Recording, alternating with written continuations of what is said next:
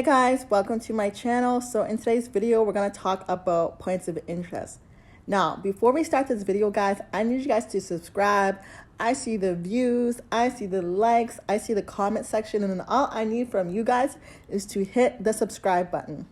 Points of interest. So as you guys know, or hopefully you know now, points of interest are your order blocks and your imbalance, okay? Now, we don't just enter every single order block, every single point of interest. We want to make sure we find the ones that are at the top or bottom of the range.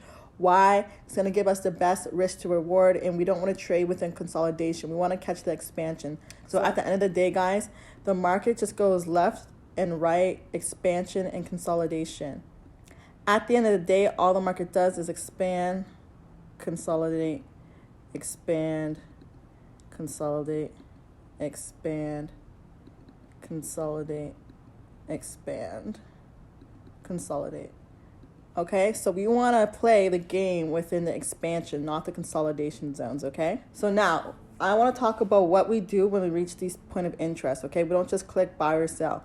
We want to look at how to get into the trade. Now, in my personal opinion, guys, I'm not the Forex guru, Forex god. This is the Savannah Parsons show, the Smart Money Academy show. Everything I'm saying could be completely bogus until you try it yourself. So I just teach what I like to call Forex for Baby strategy, and this is how it goes. So I do two things when it comes to my point of entry. I either enter off my break of structure or my rejection candle, okay? So this right here, as you guys see, is a whole video. It says it's on YouTube. It's private. I just use YouTube as a platform to upload it. It's unlisted. You won't be able to find it. The only way to get access to this actual video is within my academy, okay? If you go to my website, guys, you'll see two programs, the one-on-one mentorship and the $35 basic training. The difference between the two, this is if you want one-on-one Zooms with me. This is if you're okay with just having access to resources such as recorded Zooms for the team and the videos just showing. If you join this one, the private mentorship, you get access to everything. Plus, me and you're going to have weekly calls to tailor where you are in your journey. And if you have any questions, I can answer them on the Zoom. Other than that, I can also respond to you in personal messages. With the basic training, I'll respond to you within the private group chat. In both memberships, you will have access to this. It's called Points of Interest under Smart Money Concepts. Okay, so break of structure and rejection candle. So first, we're going to start with rejection candle. I think I have a few videos on break of structure. I'll go over that again, but right now let's go over rejection candle. Pretty simple. I love using rejection candles on USD JPY. So first, I'm going to identify my points of interest. So here, I have imbalance here at the bottom of the range, and I have imbalance here at the top of the range.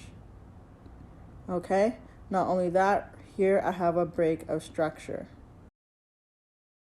Okay, so if I come back up here and sell, well, my take profits will actually be my equal lows. I don't use points of interest as my take profits. So let's get our stop loss above. Let's start with the body, see if it works. Take profit, these equal lows. Now let me check my risk to reward. Notice I do my stop loss and take profit before I just grab my tool, drag it up and down. This is how we do it to make sure we're not overcomplicating anything and we're not overestimating the risk to reward based on what we want and not what the market's actually given to us. Perfect 8.4. My stop loss has to be under 10. And I trade 1 to 10, so like 100 pip take profits. This is a 1 to 13. I don't get greedy, so let me change my stop loss to these equal lows up here and see if I can just get the 100 pip take profit that I need. Nothing more, nothing less. 1 to 11. Okay, so this is what it looks like to not be greedy and just be consistent with your trading plan, which for me in SMA is 1 to 10s. Okay, great. So now, how do I enter this trade? So let's get it to my point of interest. Okay, cool. So realistically, my alert went off over here. Let me just move this over. Now, my first candle is a rejection candle. Now, it's a rejection candle because it tapped up and closed below. Okay, so let me check another time frame.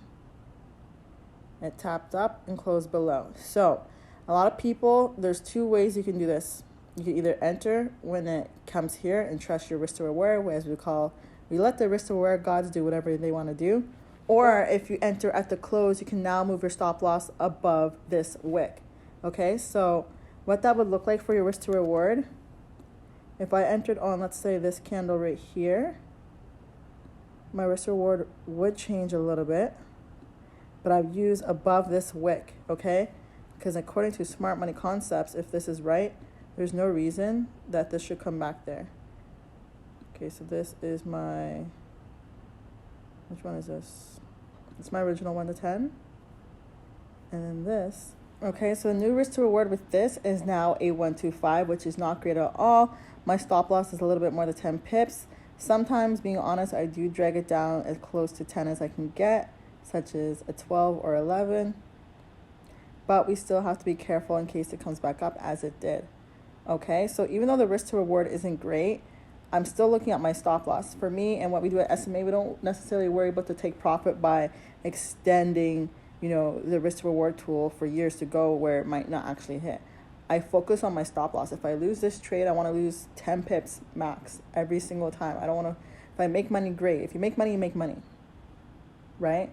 But when it comes to rejection candles, there's 2 ways to enter. So let's see how this plays out.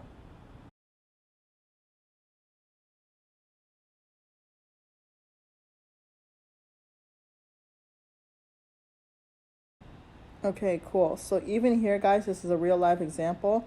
This is back tested. I didn't plan this trade or anything. I just came on here and started recording. So this goes to show of how important it is to use equal lows. Okay, I don't collect partials. I don't get out the trades early.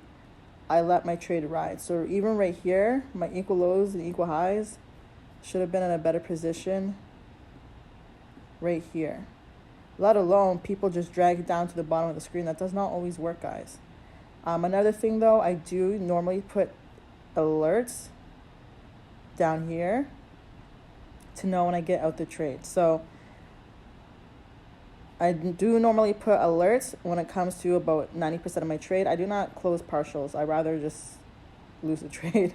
Because if I close partials on a 1 to 10, then I'm really trading 1 to 8. If I close partials on a 1 to 5, then I'm really trading like a 1 to 3, 1 to 2. And I don't want to do that, guys, okay?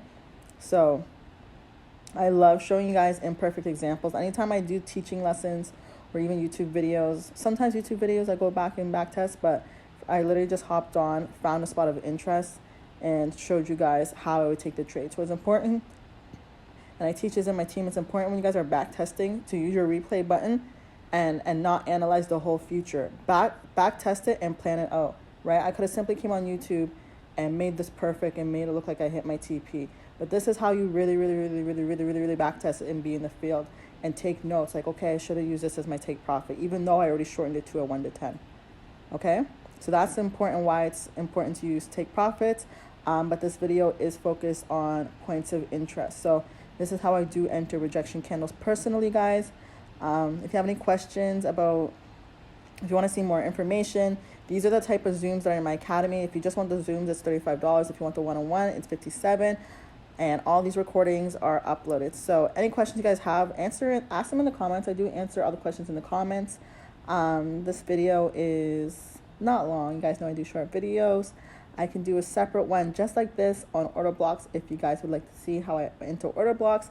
Order blocks, I enter the same way. I use rejection candles. I barely find that order blocks give breaker structure, but this is how I enter using rejection candles. Thank you guys so much for watching. Don't forget to comment, like, and subscribe, and I'll see you guys in the next video.